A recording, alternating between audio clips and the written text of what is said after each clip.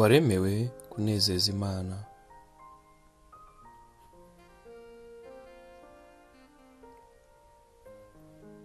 Intego ya mbere: waremewe kunezeza Imana.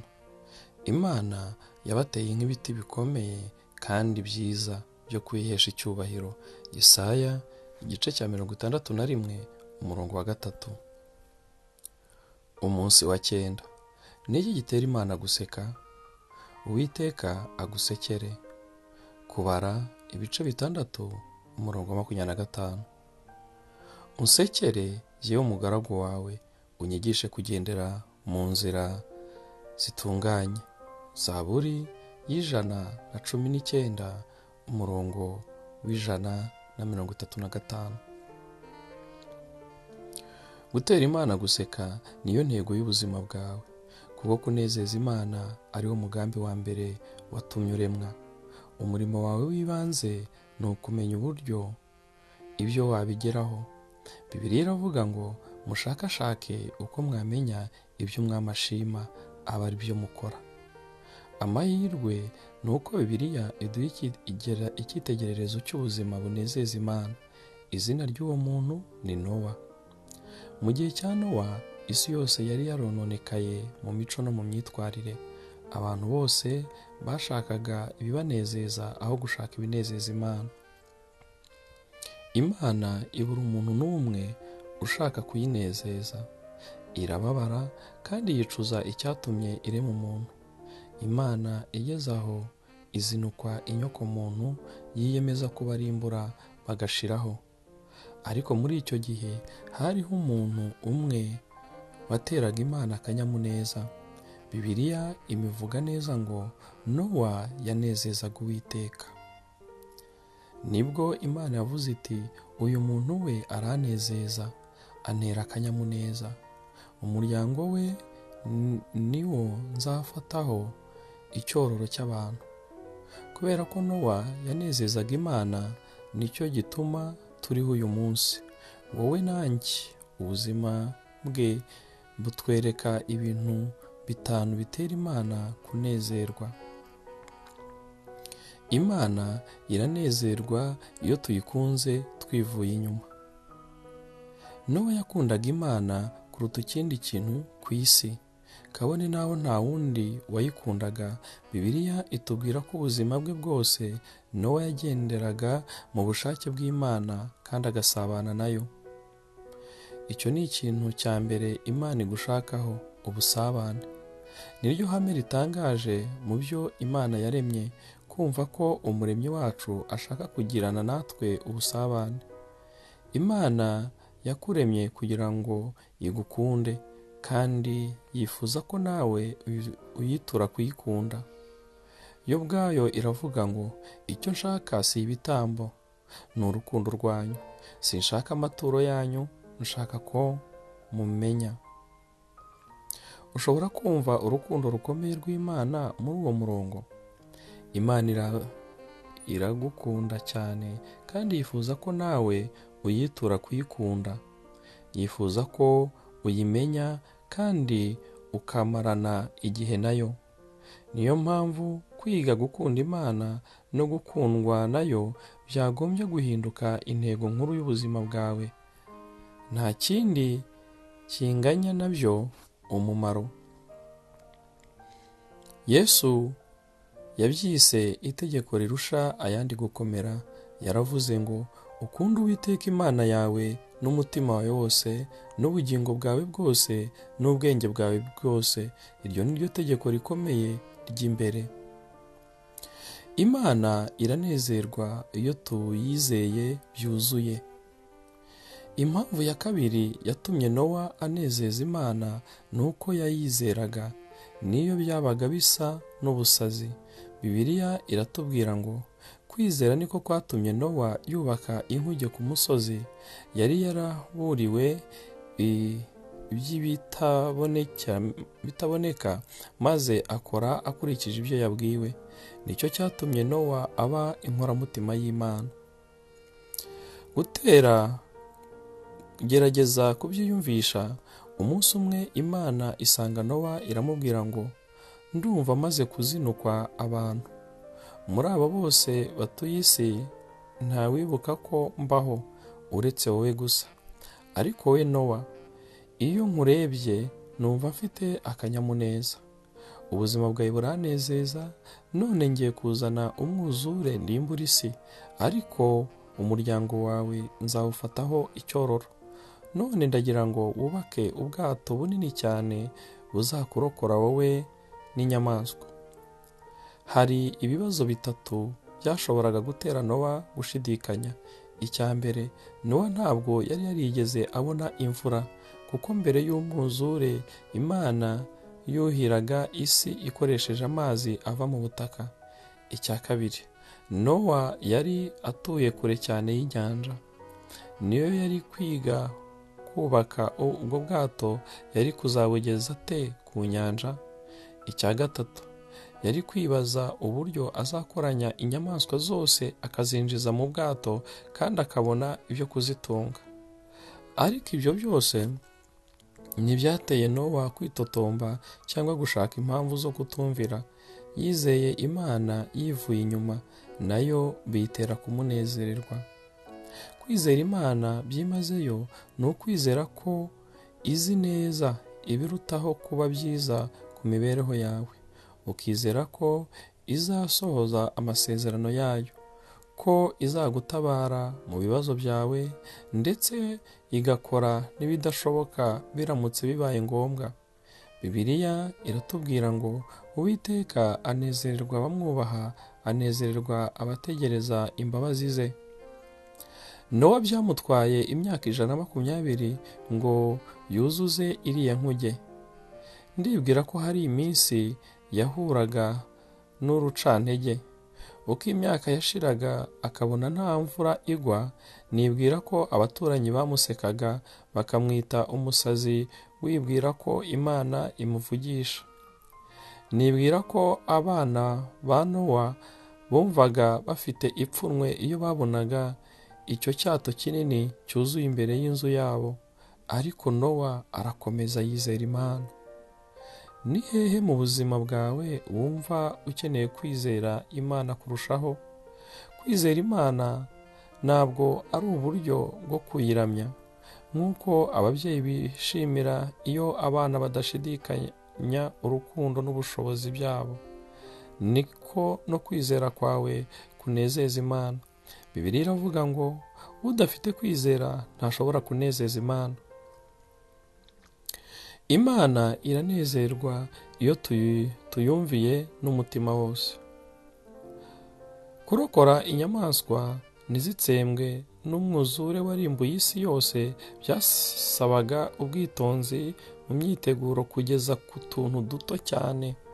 Byose byagombaga gukorwa nk'uko Imana yabitegetse. Ntabwo Imana yari yavuze ngo Nowa wubake ubwato uko ubonye. Yari yamuhaye amabwiriza asobanutse yerekeranye n'ubunini, imiterere n'ibikoresho by'ubwo bwato, kandi mutegeka n'umubare w'inyamaswa azashyiramo. Bibiliya itubwira uko Nowa yabigenje igira iti, Nowa agenza atyo, iby'Imana yamutegetse byose aba ari byo akora. Batubwira neza ko Nowa yumviye muri byose, nta bwiriza na rimwe yirengagije, kandi byose abikora uko yategetswe. Yubahiriza igihe n'uburyo Imana yamubwiye kubikora. Ibyo ni byo nita gukorana umutima wose. Ntibitangaje ko Imana yishimiraga Nowa. Ari wowe Imana igusabye kubaka ubwato nka buriya, ntiwabanza kuyibaza ibibazo bimwe na bimwe, ukayereka imbogamizi biteye, ndetse ukayereka n'impungenge zawe? Nowa we siko yabigenje. Yumviye Imana atabanje kubaza. Ibyo ni ukuvuga ngo yakoze byose Imana itegeka, nta kwitangira, nta gushidikanya, nta kubanza kubyigizayo avuga ngo reka mbanze mbisengere. Ni ukubikora udakererewe. Buri mubyeyi azi neza ko iyo umwana atinze kumvira byitwa agasuzuguro.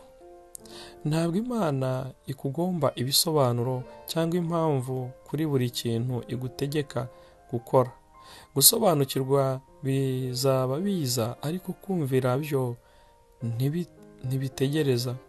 Kumvira utazuyaje bizakwigisha byinshi ku Mana kuruta iminsi y'ubuzima bwose ujya impaka kuri Bibiliya. Mu by'ukuri hari n'amategeko y'Imana utazigera usobanukirwa keretse utangiye kuyishyira mu bikorwa. Kumvira bikingura umuryango wo gusobanukirwa. Kenshi tugerageza kumvira Imana ariko by'igice. Dushaka kwihitiramo amategeko twumvira, tugakora urutonde rw'amategeko dukunda tukayumvira, andi tukayihorera kuko dutekereza ko atajyanye n'igihe, akomeye, asaba byinshi cyangwa adashimwa n'abantu. Ukumva umuntu umwe ati nzajya mu rusengero, ariko se ni ngombwa gutanga icya-10? Undi ati nzasoma Bibiliya, ariko sinzababarira uwangiriye nabi. Urebye neza, kumvira igice ni kimwe no kutumvira. Kumvira byimazeyo bikorwa mu munezero ndetse ushyizeho umwete. Bibiliya iravuga ngo mukorere Uwiteka munezerewe. Ibyo ni byo Dawidi yagaragazaga aho agira ati Uwiteka ujye unyereka ibyo nkora, nanjye nzabikora, kugeza ku mperuka y'ubuzima bwanjye nzakumvira. Yakobo yandikiye Abakristo arababwira ati tunezeza Imana kubw'ibyo dukora, si kubw'ibyo twizera gusa. Ijambo ry'Imana ribisobanura neza ko udashobora kwironkera agakiza. Agakiza ni ubuntu, ntikava mu byo dukora, ariko nk'umwana w'Imana ushobora kunezeza So wo mu ijuru kubwo kumvira. Igikorwa cyose cyo kumvira nacyo ni ubundi buryo bwo kuramya. Kuki kumvira binezeza Imana? Kuko biyigaragariza by'ukuri ko uyikunda. Yesu yaravuze ati nimukunda muzitondera amategeko yanjye. Imana iranezerwa iyo tuyihimbaza tukayishima ubudatuza. Nta kintu kinezeza nko kumva undi muntu ukuvuga neza, agushima bivuye ku mutima. N'Imana irabikunda. Iranezerwa iyo tuyiramya tukayishima. Nowa yanejeje Imana kuko yari afite umutima wo guhimbaza Imana no kuyishima. Icya mbere Nowa yakoze akirokoka umwuzure, yatanze ishimwe ku Mana, ayitura igitambo. Bibiliya iravuga ngo Nowa yubakira Uwiteka igicaniro, atambira kure icyo gicaniro ibitambo byonswa. Kubera igitambo Yesu yadutangiye, ntabwo tugitura ibitambo by'inyamaswa nka Nowa, ahubwo dusabwa gutanga ibitambo byo guhimbaza n'ibitambo by'ishimwe. Duhimbariza Imana uko iteye, tuyishimira ibyo yakoze. Dawidi yaravuze ati nzashimisha izina ry'Imana indirimbo, nzayihimbarisha ishimwe ry'ibyo yankoreye, ibyo bizanezeza Uwiteka. Hari ikintu gitangaje kijyanye no guhimbaza no gushima Imana. Iyo dukoze ibinezeza Imana, imitima yacu nayo yuzura umunezero. Mama yakundaga guteka akangaburira, maze no gushakana n'umugore wanjye Kay, mama yakomeje kujya adutekera tukarya mu rugo. Kimwe mu bintu byamunezezaga ni ukwicara akareba abana be turya tunezerewe ibyo yatugaburiye. Ubwo twagaragazaga ko twishimye ibyo yatetse, niko nawe byarushagaho kumunezeza. Natwe tukishimiraga kumunezeza tumubwira ukuntu twaryohewe. Twembi twakuragamo umunezero. Uko naryaga nizihiwe, nabivugaga mu magambo nkashimagiza mama. Ntabwo byari bihagije kwishimira ibyo yatetse, nashakaga no gushimisha umubyeyi wanjye. Byarangiraga twese twishimye.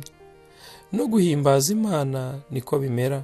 Twishimira iby'Imana yadukoreye, kandi iyo tubwiye Imana umunezero wacu, nayo biyitera kunezerwa, ariko mu rundi ruhande natwe bikatwongerera umunezero.